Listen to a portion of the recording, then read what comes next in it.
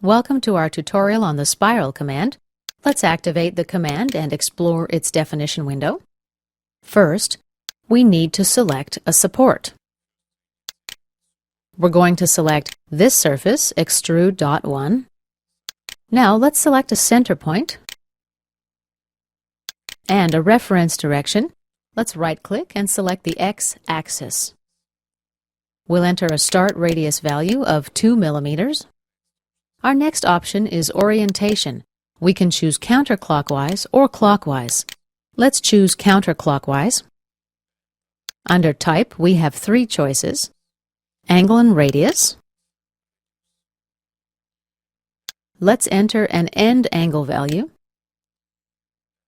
and an end radius value.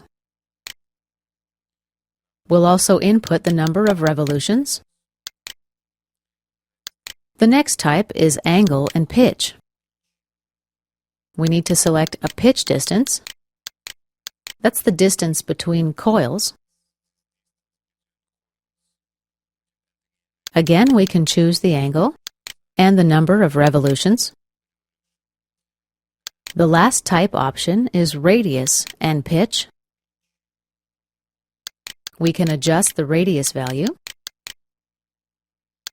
and we can adjust the pitch value as needed, and click OK. This concludes our tutorial on the spiral command.